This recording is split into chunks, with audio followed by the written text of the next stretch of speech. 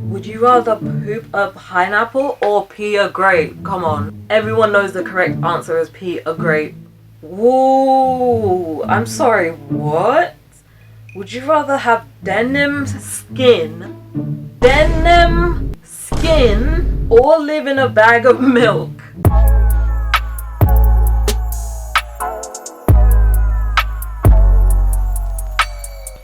Hey guys! I am Charlotte the Starlet. These are my girls, Angel and Greta, and this is my little boy Steph. Right, today's Ask Split question is, what is the hardest would you rather question you've ever been asked? This should be good. Make sure you leave your answers in the comments, by the way. I'm curious to see what other people pick. Would you rather have a horizontal butt crack or a vertical mouth? I'm going with the former because I feel like that would be much more convenient. Horizontal butt will clap every time you go downstairs. Would you rather have the ability to effortlessly run at 100 miles an hour or fly at 10 miles an hour?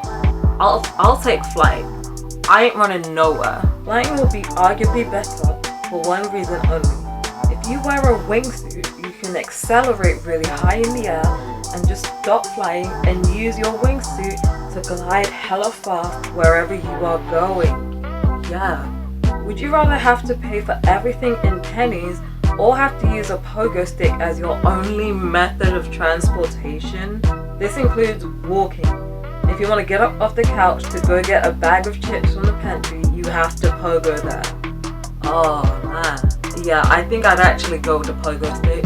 Because imagine buying something really expensive and you're gonna be hated by every cashier in the world. Would you rather be able to have sex and never orgasm, or be able to have orgasms but never have sex?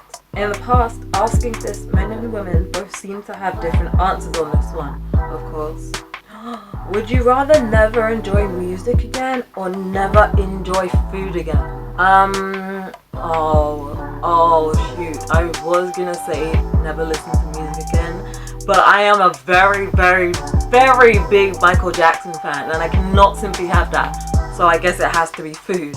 Would you rather be constantly sticky all over your entire body forever or constantly itchy all over your entire body forever?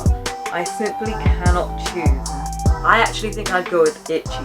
Would you rather have legs as long as your fingers or fingers as long as your legs? Ooh.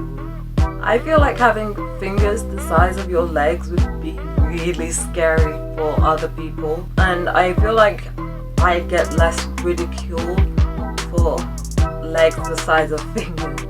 Although that would suck completely, I'm still gonna go with that. Oh.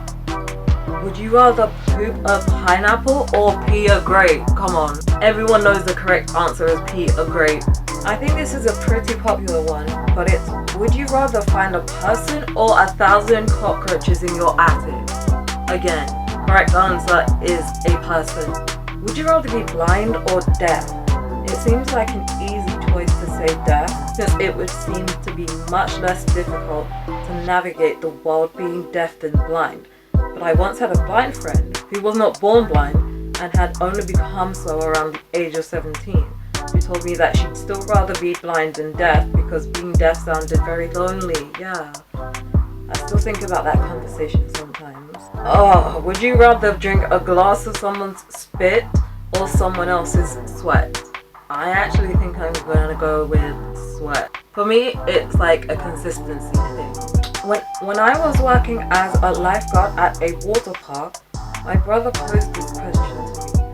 A massively obese man dies of a heart attack at the top of the tallest slide at the park just before he's about to go down. Do you try and carry him down the 5 stories of stairs in the respectful way, or push him down the slide in the convenient way? Yeah, I'm sorry, but I ain't carrying that man down. Whoa, I'm sorry, what? Would you rather have denim skin, or live in a bag of milk?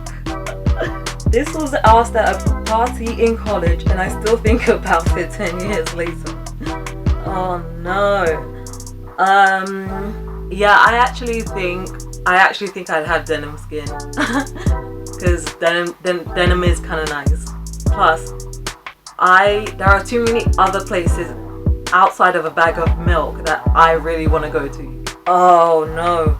Would you rather be slightly thirsty no matter how much you drink, or slightly tired no matter how much you sleep? I pretty much experience the second option all the time. So I kind of know how to deal with that. So that's what I'm going with. Would you rather have super speed but only backwards, or be able to teleport but it's completely random and you have no say in where you go? But do I have a say when I go to these places? I assume so. So that's what I'm going with, because that's kind of cool. You could end up in some really cool places, but I also recognize you could end up in some really horrible places. A classic. Would you rather know how you're going to die or when you're going to die? I actually think I'll go with when, so I literally have a deadline for me to get shit done, plus like I can kind of prepare myself for it mentally and prepare my family mentally and everything too. So, would you rather be burned to death or drowned? I'll take drowning. Burning to death is actually one of my biggest fears. So, Whoa, what? So I can speak to the drowning thing. I've almost drowned multiple times in my life, then ironically decided to spend my high school years as a lifeguard. Go figure. Anyways, drowning happens in phases. The first is just being bad at staying afloat and not realizing it. Your brain realizes the danger, but you can still breathe, so you consciously try and stay afloat and fight. It's scary, but it's not existential scary, because your brain literally can't jump to that conclusion just yet. The second phase triggers when you fail something necessary. You might take a breath of water, or your attempt to hit the surface and not make it, or something similar. But either way, two things can happen here. One, conscious panic sets in. You can still think, but it's fractured, desperate. This is terrifying because it was usually here that the thought, oh shit, I could fucking die, happened.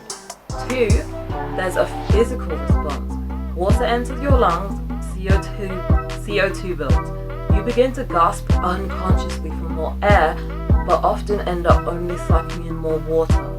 Stage 3, the last remnants of sanity. Gonna be honest, this phase is brief, but it sucks. It's when conscious, sane thoughts begin to slowly exit the picture. Sucking in water over and over, not getting oxygen, coupled with the conscious realization of your surroundings and circumstances and just how utterly fucked you are. This is the worst part, for me at least. You feel everything. When people say your lungs are burning, they mean it. It's weird because you can feel your lungs filling up with water in ways that you wouldn't expect. You almost just feel more full, like you just had a big meal. But that meal was lava. Stage 4 is where you lose conscious thought. This is what lifeguards call an active drowning victim. It's the shell of a body in full panic mode, doing everything to survive. I was a passenger in a body that was only terror. I couldn't control my limbs, my head, my breathing. I stopped having rotational thoughts. As a side note, a person in this stage will straight up drag their closest loved ones down with them. Kids, spouses, anyone. That's not your dad, that's a body trying to survive, and it will pull you down if it thinks it will help. Finally, stage 5 is lights out. Brain loses O2, CO2 builds up, vision fades, body loses the ability to move, unconsciousness. Some people say this is peaceful, but not fucking me, I'll tell you. My terrified ass went terrified all the way through the tunnel every time. This is what lifeguards call a passive drowning victim. They are hard to see and time is ticking. Obviously, this is where my personal account gets irrelevant. Humans are weird and diverse, and my experience may differ from others, and even some of what was outlined in the lifeguard space. But anyways, teach your kids to swim, people. Jesus Christ. That was intense. That poor person. Anyway, that's where I'm gonna leave it for today, guys. I hope you enjoyed this video. If you did, make sure you give the like button and the subscribe button a big hug. They've been feeling kind of lonely because everyone's been ignoring them, so go cheer them up. If you do, you'll become one of my superstars. And make sure you follow me on Snapchat, Twitter, Instagram, and Patreon. Anyway, I'll see you guys later. Bye!